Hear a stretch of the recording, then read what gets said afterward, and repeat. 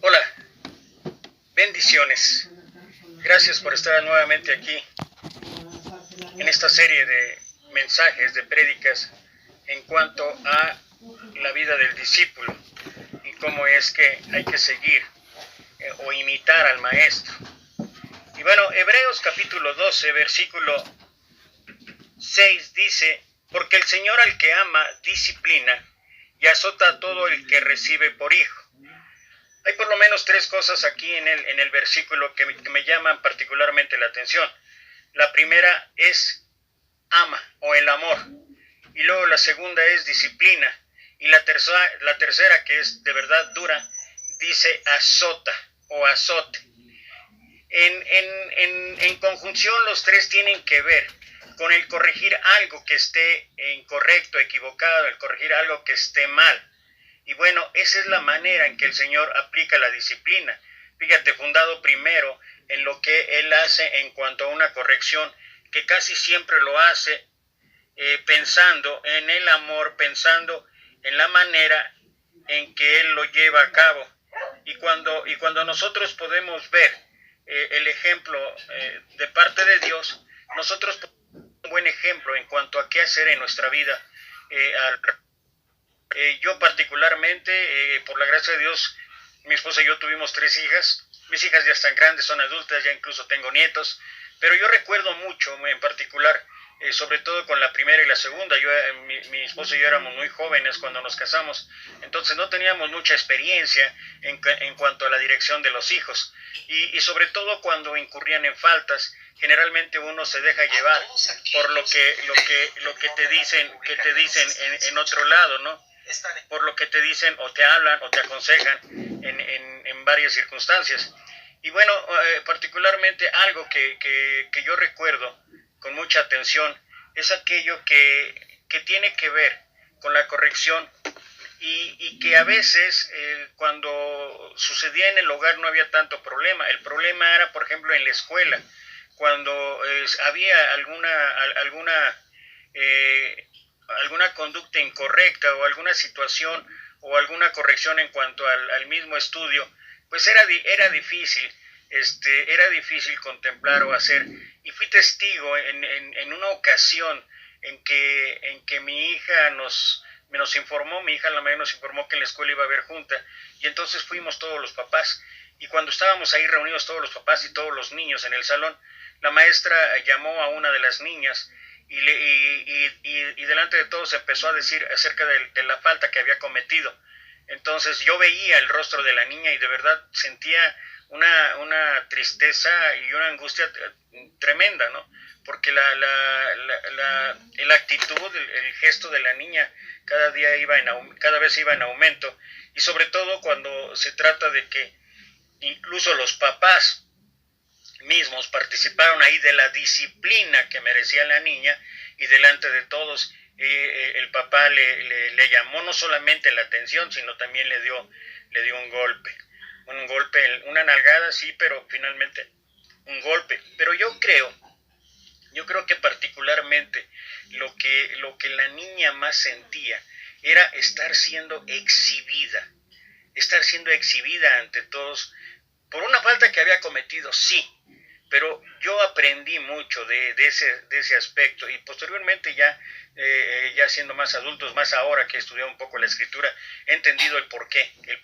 Por eso particularmente me gustó algo que ahorita voy a compartir, pero quiero terminar esto diciendo que algo que me llamó la atención después de que salimos de la escuela y regresamos a casa, mi hija se acercó y me dijo: papá, por favor, si un día yo me equivoco, si un día cometo una falta, por favor no me corrijas delante de todos, no me corrijas en público, porque se siente una vergüenza horrible. Dice: yo me sentía tan mal de ver a mi compañerita, el rostro que tenía y lo que ella estaba sintiendo.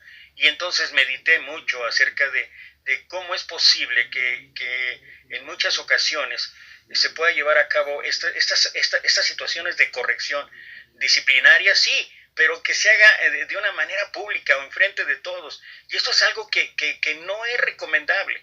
No es recomendable porque la vergüenza que pasa a la persona que de alguna manera está siendo corregida, disciplinada o incluso juzgada, híjole, es una vergüenza que te puede alcanzar no solamente para tu vida cotidiana, sino para muchas cosas que van a ocurrir en tu vida mucho después. Por eso decía yo que me encantó esta historia y la voy a compartir. No culpable, una victoria sobre la vergüenza. La vergüenza siempre es dolorosa, sea esta privada, pero sobre todo cuando es pública. Y si uno se enfrenta a ella, es permanente. Si no se consigue ayuda, el amanecer nunca llegará. Rebeca cayó 2 veces del puente sobre el cañón Fremont. Murió en ambas ocasiones. La primera caída le destrozó el corazón, la segunda le rompió el cuello. Solo tenía 18 años cuando ella y su hermana de 11 fueron raptadas por un par de malhechores cerca de un almacén en la ciudad. Llevaron a las chicas a unos 65 kilómetros hacia el sudoeste de la ciudad, hasta un puente sobre el cañón Fremont, una estructura de vigas de acero de un carril que se elevaba a unos 35 metros. Sobre el río North Platte, los hombres golpearon y violaron brutalmente a Rebeca. Ella de alguna forma los convenció para que no le hicieran lo mismo a su hermana Amy, que tenía 11 años. Cuando consumaron su propósito, ambas fueron arrojadas desde el puente hasta el estrecho desfiladero. Amy murió cuando cayó sobre una roca cerca del río, pero Rebeca se golpeó duramente contra una saliente y rebotó cayendo en aguas más profundas. Con la cadera fracturada en 5 lugares, alcanzó con gran dificultad la orilla para proteger su cuerpo del frío. Se metió entre 2 rocas y aguardó allí la llegada del amanecer. Pero este nuevo día nunca llegó para Rebeca. Por supuesto que el sol salió y la hallaron. Los médicos trataron sus heridas y la corte mandó a prisión a sus atacantes. La vida continuó, pero nunca volvió a llegar el amanecer para ella. Nunca en realidad salió del desfiladero. Así que 19 años después de ocurrido el incidente, volvió al puente, estando a su lado su hija de 2 años y su esposo. Se sentó al borde del puente sobre el cañón Fremont y lloró. A través de sus lágrimas volvió a relatar la historia. El novio no deseaba que la niña la viera llorar. La oscura noche en la vida de Rebeca. ¿Y sabes por qué no quería que ella escuchara? ¿Qué fue lo que eclipsó el sol tras la oscura noche de Rebeca? El temor. El día de su muerte se estaba considerando la posibilidad de otorgarles la libertad condicional a sus atacantes. ¿Sería el enojo que hacia sus violadores, enojo hacia ella misma por las 1000 pesadillas que siguieron, o enojo hacia Dios por un desfiladero que creció en profundidad, una noche que se volvió aún más tenebrosa y por un amanecer que nunca llegó? ¿Sería la culpa? ¿Sería la vergüenza? Había sido violada, había sido avergonzada, y por más que intentara sobrevivir y sobreponer a la memoria, nunca podría hacerlo. Nunca las cosas volverían a ser igual. Y bueno, es una historia tal vez incluso ficticia, pero es una historia que nos muestra lo que puede producir en el ser humano la vergüenza. Y la vergüenza pudiera ser justificada, pudiera ser una forma o una manera de poder reconocer los errores o las fallas. Sí, está bien, pero la vergüenza puede matar, puede destruir, como fue el caso de este relato. Y bueno, esto me lleva a ver cómo es que en muchas de las situaciones en nuestra vida, y sobre todo en nosotros en nuestra vida cristiana, cómo es que determinamos o cómo es que llevamos a cabo cuando hay una falta, un error o una equivocación. Y particularmente me estoy refiriendo a eso, no el que se tenga que realizar, porque si Dios lo hace con nosotros, nosotros a su vez también tenemos que hacerlo. Pero lo importante aquí es llevar a cabo la corrección, llevar a cabo la disciplina de acuerdo a lo que dice Dios, no de acuerdo a emociones, sentimientos, no de acuerdo a opiniones, no de acuerdo a situaciones que cada quien puede manejar de la manera que quiere. Y esto me hace ir al pasaje que me gustaría compartir el día de hoy, que está allí en el libro de Juan, en el capítulo 8, versículo 1 al 11. Dice la palabra de Dios: por su parte, Jesús se fue al monte de los Olivos. Al día siguiente, al amanecer, Jesús regresó al templo. La gente se acercó y él se sentó para enseñarles. Entonces los maestros de la ley y los fariseos llevaron al templo a una mujer. La habían sorprendido teniendo relaciones sexuales con un hombre que no era su esposo. Pusieron a la mujer en medio de toda la gente y le dijeron a Jesús: Maestro, encontramos a esta mujer cometiendo pecado de adulterio. En nuestra ley, Moisés manda que a esta clase de mujeres las matemos a pedradas. ¿Tú qué opinas? Ellos le hicieron esa pregunta para ponerle una trampa, y esto fue lo más cotidiano en el ministerio de Jesús, los fariseos tratando siempre de encontrar una falla en el Señor para poder acusarlo, para poder ofrecer de él un mal testimonio. Si él respondía mal, podrían acusarlo, pero Jesús se inclinó y empezó a escribir en el suelo con su dedo. Sin embargo, como no dejaban de hacerle preguntas, Jesús se levantó y les dijo: si alguno de ustedes nunca ha pecado, tire la primera piedra. Luego volvió a inclinarse y siguió escribiendo en el suelo. Al escuchar a Jesús, todos empezaron a irse, comenzando por los más viejos, hasta que Jesús se quedó solo con la mujer. Entonces Jesús se puso de pie y le dijo: Mujer, los que te trajeron se han ido, nadie te ha condenado. Ella respondió: Así es, Señor, nadie me ha condenado. Jesús le dijo: Tampoco yo te condeno, puedes irte, pero no vuelvas a pecar. Lo leí en la traducción lenguaje actual, por si notaste algunas palabras diferentes. Lo estoy leyendo en la traducción lenguaje actual. Hay muchas consideraciones. Es un pasaje muy difícil. Es un pasaje muy difícil porque incluso hay quienes piensan que no está dentro del canon bíblico. Hay quienes aseguran, pero hay otros estudios que muestran que realmente es parte de, y sobre todo por la posición en que fue colocado ahí en el capítulo 8, y aunque habían argumentos y todo lo demás, finalmente se llega a la conclusión de que esa enseñanza que da Jesús es totalmente acorde a lo que es la justicia de Dios, a lo que es la manera en que impera o funciona la disciplina, la corrección según Dios. Y si bien es cierto que no voy a analizar todas y cada uno de los detalles de todo esto, sí me gustaría poder compartir algo que vi aquí y que la verdad me llamó mucho la atención por la forma en que lo analiza la persona que está haciendo este estudio. Y bueno, lo que quiero solamente es compartir. Hay que recordar que de una u otra manera, todo esto que estaban haciendo los fariseos, los maestros de la ley, no era precisamente con el fin de hacer justicia, no era precisamente con el fin de seguir la ley o cumplir la sana doctrina. Había otros intereses, y uno de los principales intereses de parte de ellos era tentar a nuestro Señor Jesús, era encontrar fallas en nuestro Señor Jesús, que ya de por sí eso es totalmente condenable. Pero fíjate lo que pasó. Aunque Jesús rehusó servirles de juez en un caso para el que la ley dejaba clara cuál era la sentencia, sin embargo, ante la insistencia de sus opositores, tomó la iniciativa y les mostró cómo debería ser llevado, y escucha esto, cómo debería ser llevado a cabo un juicio justo. ¿Por qué? Número 1, es necesario la inocencia de los acusadores. De forma magistral, el Señor cambió la atención de la mujer tirada en el suelo a los acusadores. Él dijo: el que de vosotros esté sin pecado, sea el primero en arrojar la piedra contra ella. Los judíos siempre invocaban la ley.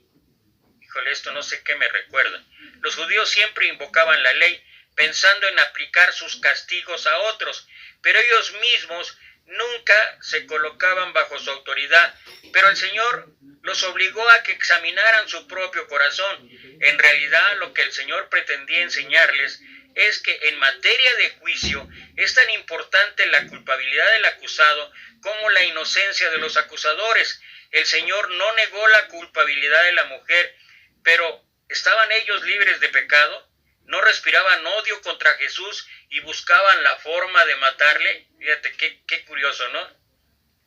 Es importante notar que el Señor no dijo que la mujer no hubiese pecado o que su transgresión fuera pequeña. Lo que hizo fue recordar a sus acusadores que no eran ellos quienes podían formular cargo alguno contra ella, porque sus móviles, o sea, sus intenciones, sus propósitos no eran rectos y sus vidas distaban mucho de ser puras, pero en contraste con ellos, el Señor sí podía juzgar justamente. Poco después les preguntó: ¿quién de vosotros me redarguye de pecado? Pero ninguno pudo acusarle de nada. Esto está en Juan 8:46. Número 2. Se debe juzgar sin hacer acepción de personas. Y mira, esto es importante. Esto es importante para nosotros aquellos que queremos seguir o queremos obedecer a Dios en todo lo que Él nos ha mandado. La ley de Moisés que ellos habían citado decía que tanto el hombre como la mujer que habían cometido adulterio debían morir. Esta es una ordenanza que está ahí en Levíticos capítulo 20, versículo 10, y también en Deuteronomio capítulo 22, versículo 22. Sin embargo, aunque habían sorprendido a los dos en el mismo acto de adulterio, solo habían llevado a la mujer ante Jesús. ¿Por qué? ¿No era el hombre igualmente culpable?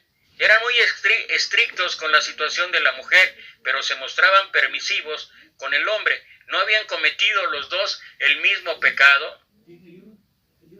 Con mucha frecuencia, la sociedad ha aplicado distintos niveles de severidad o tolerancia dependiendo de quién comete un pecado de carácter sexual. Generalmente, si era el hombre quien lo cometía, se justificaba o incluso podía ser contado como un motivo de orgullo, pero si lo hacía una mujer, rápidamente sería acusada de una conducta sexual impropia.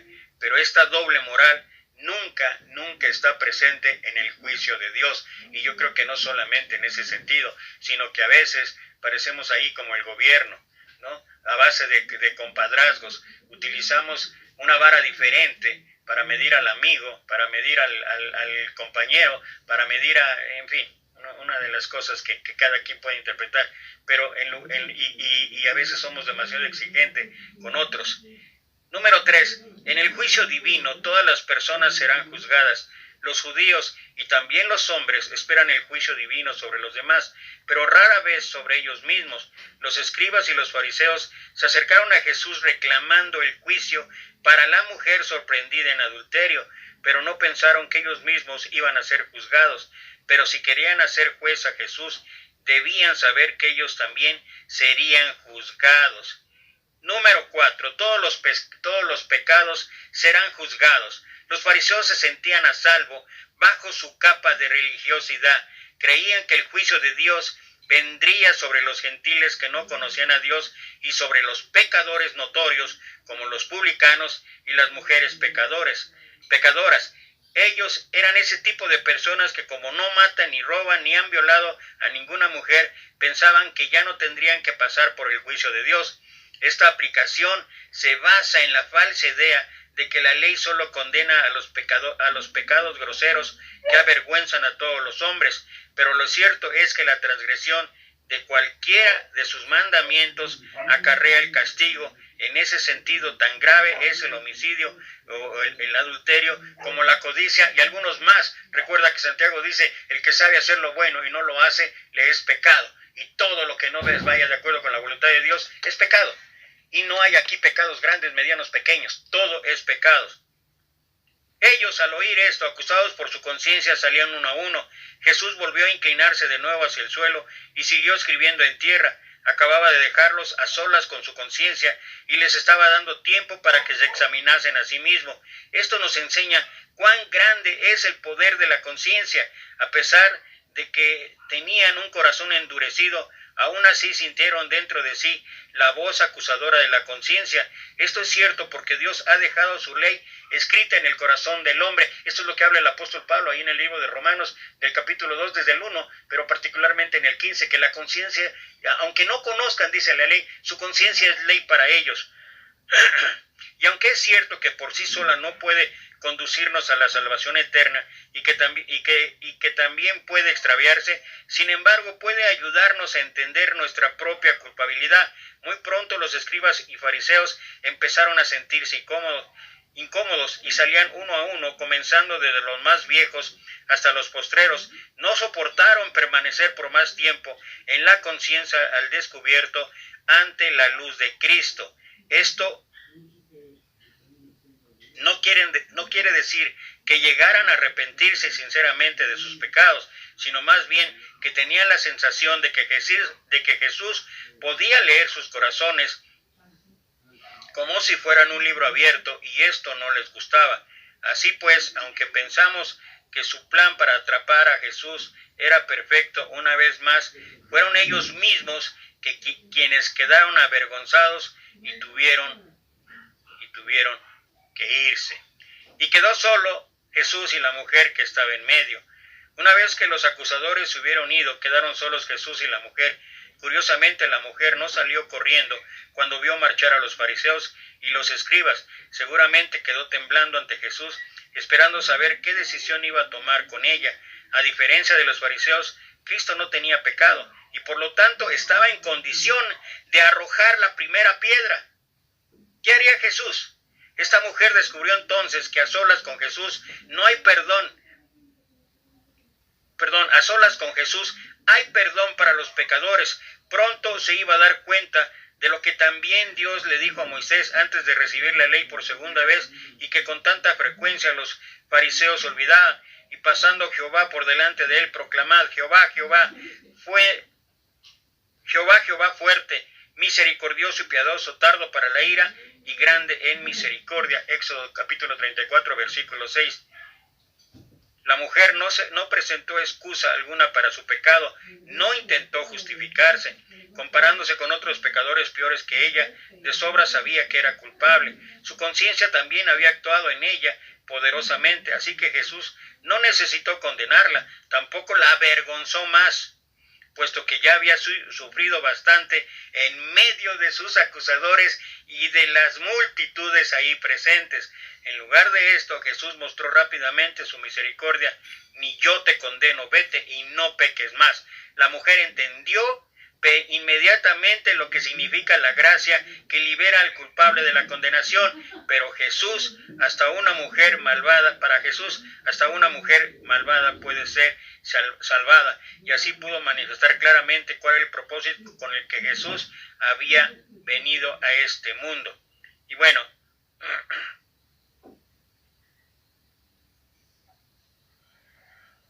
quise leer esto, porque lo que leí aquí finalmente es un comentario, y cada uno puede tomar lo que pueda serle útil para cada uno en su vida.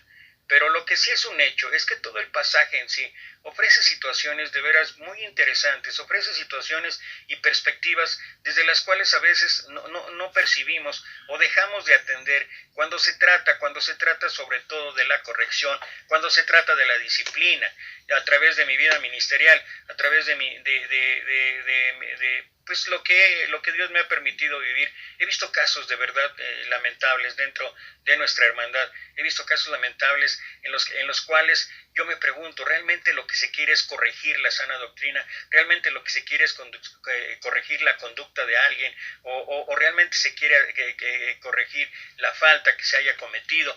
¿O si en realidad hay otros intereses de por medio, o hay otras situaciones o circunstancias que a veces prevalecen y que llevan a una situación muy condenatoria y sobre todo muy difícil, y vuelvo a reiterar con lo que empecé, una situación en la que muchas de las ocasiones lo que pasa es que es una situación que ocasiona muchísima vergüenza.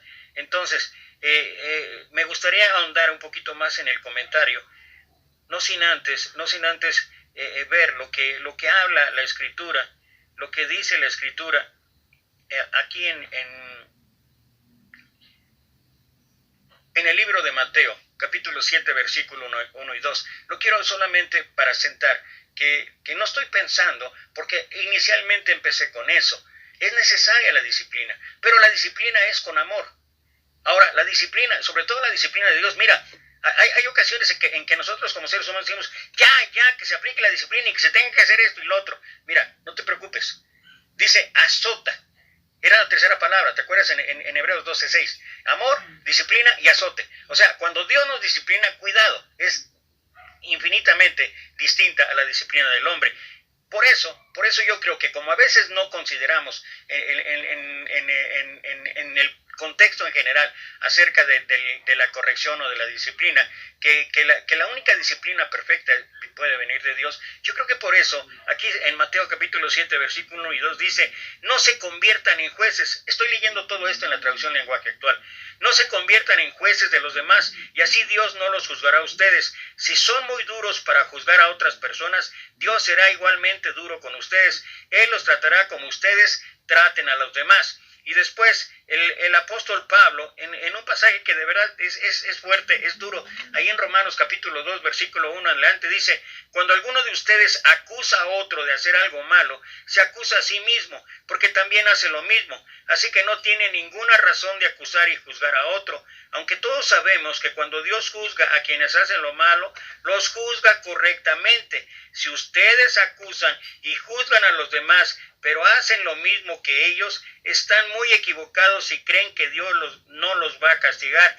Dios es muy bueno y tiene mucha paciencia y soporta todo lo malo que ustedes hacen, pero no vayan a pensar que lo que hacen no tiene importancia. Dios los trata con bondad para que se arrepientan de su maldad, pero si insisten en desobedecerlo y no se arrepienten, harán que Dios les aumente el castigo. Llegará el día del juicio final, y cuando Dios juzgará a todos, y muy enojados los castigará a ustedes, porque Dios le dará a cada uno lo que se merece. Tal vez esta sea una de las cuestiones por las cuales tanto en lo que el Señor dijo en Mateo 7, como lo que escribe el apóstol Pablo, tiene que ver con los juicios, tiene que ver con el cuidado que tengamos al corregir o al disciplinar o al emitir un juicio.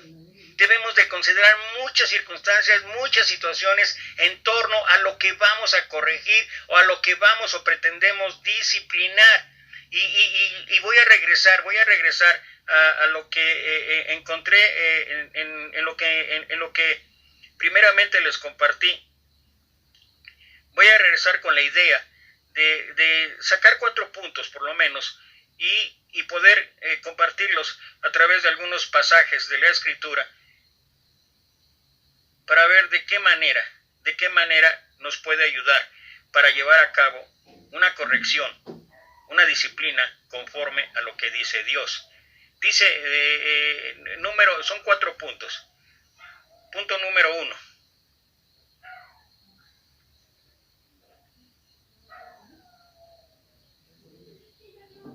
El pecador ante otros pecadores, que fue la situación que se dio ahí con la mujer y después todo lo que puso ahí nuestro Señor. En primer lugar, hemos visto que no hay cosa más terrible para un pecador que caer en manos de otros pecadores. El pecado ciega a las faltas propias, mientras que agudiza los sentidos para descubrir las de los demás. Y una vez que esto ocurre, el pecado ajeno es público y señalado como imperdonable. En realidad, los pecadores buscan el pecado en los demás porque piensan que esto les sirve para justificarse a sí mismos. Se comparan con otros y se sienten satisfechos de no haber caído tan bajo como ellos. Con frecuencia se sienten como aquel fariseo que entró a orar en el templo y decía: Dios, te doy gracias porque no soy como los otros hombres, ladrones, injustos, adúlteros, ni aun como este publicano. Es lo que contó nuestro Señor Jesús allá en Lucas capítulo 18, versículo 11. Pero pensar de este modo es una terrible equivocación. Así era como pensaban los fariseos que llevaron a la mujer adúltera ante Jesús. Ellos se sentían justos cuando se comparaban con ella, pero pronto descubrieron que el pecado de la mujer no les ayudaría a ser justificados de los suyos propios. Dios nunca nos juzga comparándonos con otros pecadores peores que nosotros, sino con su propia ley divina, santa y perfecta. Y aquí me voy a permitir ir acerca de el pecador ante otros pecadores. Voy a ver voy a compartir lo que habla la Escritura aquí en el libro de Gálatas. Libro de Gálatas, en el capítulo 6. Mira lo que dice la Escritura. Hermanos, si alguno fuere sorprendido en alguna falta, vosotros que sois espirituales, nota esto. En verdad, yo lamento de mi parte. Yo fui parte de una disciplina hace 18 años, todavía la llevo en el corazón y todavía he pensado si lo que hice fue lo correcto o no. Y podría tener argumentos a favor, muchísimos argumentos a favor para justificar lo que yo en su momento, la responsabilidad que tuve que asumir, pero me duele todavía, porque tal vez no actué conforme a lo que Dios dice, porque dice aquí, hermanos, si alguno fuere sorprendido en alguna falta, vosotros que sois espirituales, restauradle, otra vez voy a repetir, restauradle con espíritu de mansedumbre, considerándote a ti mismo, no sea que tú también seas tentado. Fíjate cómo lo que habla ahí el apóstol Pablo tiene que ver con lo que ocurrió allá con la mujer adúltera. Si tu hermano fuere sorprendido en alguna falta, vosotros que sois espirituales, esa es la manera de mostrar espiritualidad. ¿Cómo? Llevando a cabo lo que ahí dice, restauradle. ¿Cuántas ocasiones lo único que hacemos es sacar la Escritura, sacar versículos, sacar pasajes, sacar los argumentos o las reflexiones necesarias para todavía hacer sentir peor a aquel que se equivocó? Yo lo veo frecuentemente ahorita. Qué tristeza es ver que alguien sube algún comentario en el Face dentro de la hermandad y de inmediato 30, 40, 50 comentarios. No, es que la exegesis, es que la raíz griega, es que esto, es que el otro, es que aquello y es que esto, y está usted equivocado y muéstreme bíblicamente y tonterías, porque para mí son tonterías de que si el punto y coma, que si la I en mayúscula o en minúscula, que si me demuestras bíblicamente, o sea, ¿eso qué?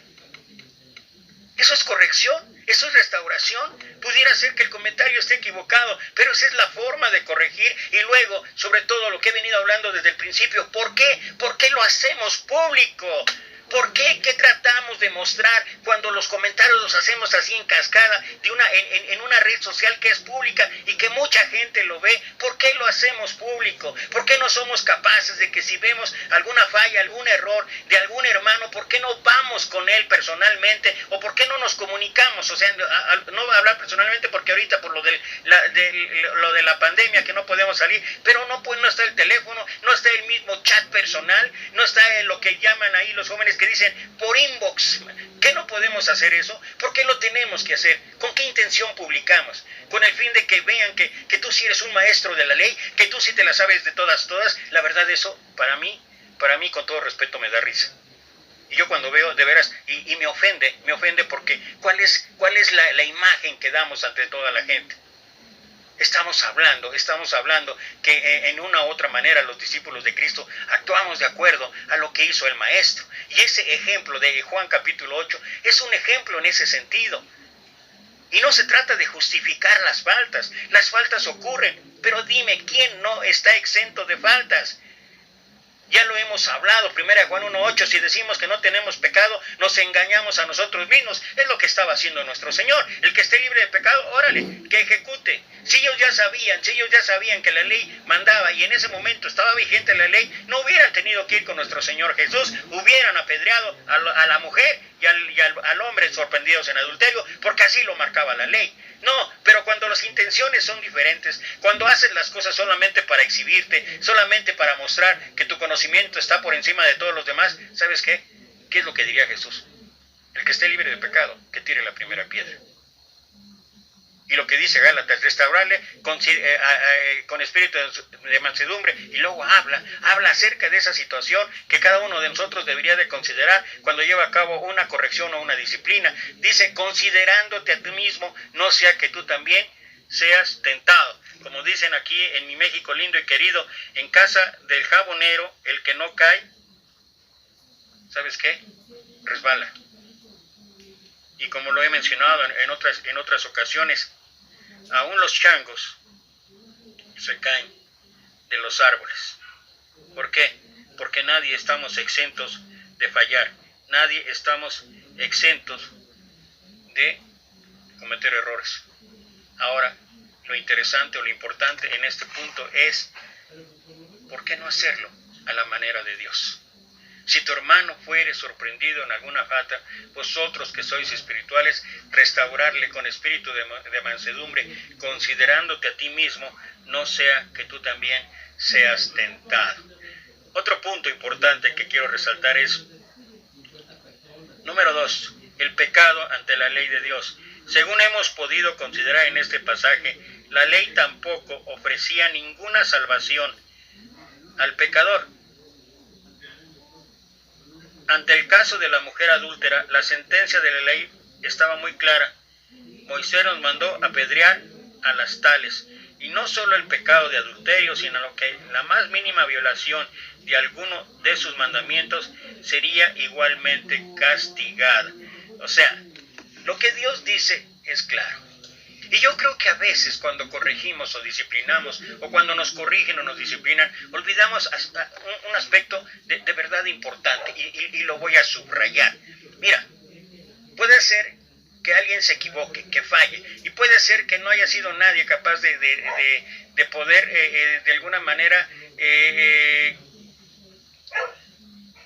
corregir, de alguna manera amonestar a la persona, de alguna manera no poder hablar con ella o decirle, y creo que a veces lo que nos lleva es que pensamos que el que esté cometiendo pecados, el que esté viviendo a través de una adicción, a través de una relación incorrecta, etcétera, etcétera, que se va a salir con la suya.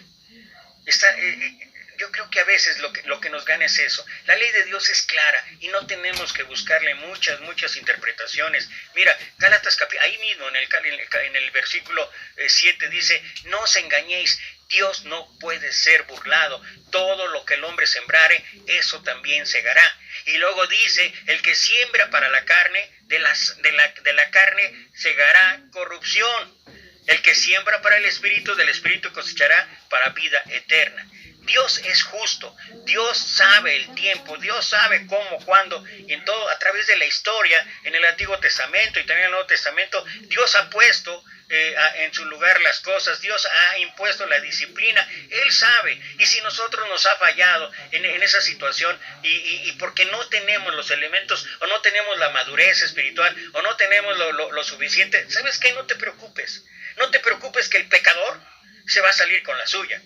Esto ha sido particularmente en mi vida importante considerar que hay hermanos que no olvidan las fallas de un hermano después de 10, 15, 30, 20 años y todavía siguen con lo mismo, pensando que aquel hermano se salió con la suya. ¿Sabes qué? No, nadie, y aquí me incluyo, nadie podemos salirnos con la nuestra, porque ahí es bien claro ahí, todo lo que el hombre sembrare, eso también segará, y es una ley universal. Entonces, el problema es que nosotros queremos aplicar la ley, aplicar la corrección, aplicar la disciplina en el momento, ya, no vamos a esperar más. Él no se va a salir con la suya y lo tenemos que hacer. ¿Qué fue lo que hicieron los hombres? Querían que en ese momento nuestro Señor Jesús estableciera el juicio y que pudieran ellos libremente, con toda libertad, apedrear a la mujer. Así es como ocurre en el pecado ante la ley de Dios. La ley de Dios es clara y nadie escapamos. Número 3, el pecado ante la conciencia. Los fariseos y los escribas tuvieron que salir de la presencia de Jesús al ser acusados por sus conciencias. En realidad la conciencia funciona como una extensión de la ley que Dios ha puesto en nuestros propios corazones. Por tanto, la conciencia, al igual que la ley, nos acusa y lo único que puede hacer por nosotros es indicarnos que necesitamos un Salvador. Y en verdad que la conciencia funciona. Y cuando se trata de nosotros, aquellos que hemos seguido el camino de Dios, es el Espíritu Santo el que constantemente nos está redarguyendo para volver al camino correcto, para volver al camino de Dios, para volver hacer lo que Dios quiere en nuestras vidas. Y creo que esto es algo que nos debería de instar, de motivar, de animar.